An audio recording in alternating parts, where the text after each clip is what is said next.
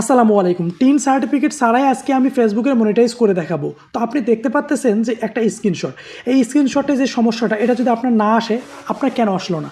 আপনি যদি pay out অ্যাকাউন্টে সেটিং করছেন তাহলে আপনার আসবে না, আর বাট আপনি যদি পে আউট অ্যাকাউন্ট এখনও সেটিং করেন নাই তাহলে আপনার এটা আসবে। সেটা স্টার সেট যদি আপনি পান তাও আসবে, কেননা আপনি স্টার থেকে তো টাকা পাবেন, বাট এই টাকাটা কীভাবে উত্তোলন করবেন, তো এইটার জন্য এই সেটিংটা করবেন। তো এখন আমি এটাকে দুই ভাগে বিভক্ত করছি ভিডিওটা, একটা আছে ব্যাঙ্ক অ্যাকাউন্ট আলাদা সেট আর এইটা আপনি কীভাবে সেটিং করবেন।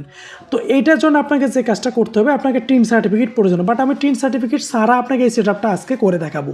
তো তার জন্য আপনি আপনার এনআইডি কার্ডটা আপনার সামনে রাখবেন। সামনে রাখার পর এবার ভিডিওটা কন্টিনিউ করি। আপনি এখানে যে কন্টিনিউ অপশনটা দেখতে পাচ্ছেন, এখানে কন্টিনিউ একটা ক্লিক করে দেবেন। আপনার কাছে আছে এই কন্টিনিউ ক্লিক করা। ভিডিওটা আমি লং করবো না, খুব শর্টলি ভিডিওটাকে শেষ করে দেবো। তো আপনি কন্টিনিউ ক্লিক করবেন। ক্লিক করার পরে আপনি এখানে দেখতে পারবেন যে আপনার এই যে legal name, legal last name, legal first name, legal last name, এই নাম, ডেট অফ বার্থ এবং কান্ট্রি, এই তিনটা জিনিস এখানে পূরণ করে প্রথম যে অপশনটা এটাকে আপনি পূরণ করে দেবেন। এটা আপনার কাজ শেষ। আপনি নেক্সটে ক্লিক করবেন। এখানে আপনার এনআইডি কার্ডের এক চুল পরিমাণ কম বেশি করবেন, এনআইডি কার্ডে যা আছে তাই দিবেন।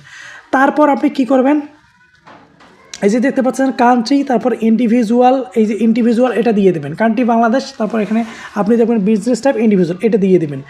দেওয়ার পরে আপনি এবার কি করবেন, এবার আপনি নেক্সটে ক্লিক করবেন। ক্লিক করার পর এইটা হচ্ছে লাস্ট পয়েন্ট, এই পয়েন্টে এসে দেখতে পাবেন লিগ্যাল ফার্স্ট নেম, তারপর legal middle name, legal last name. তো আপনাকে মিডল নেম দেওয়ার প্রয়োজন নেই, আপনি লাস্ট নেম বা মিডল নেমে দিলেও সমস্যা নেই।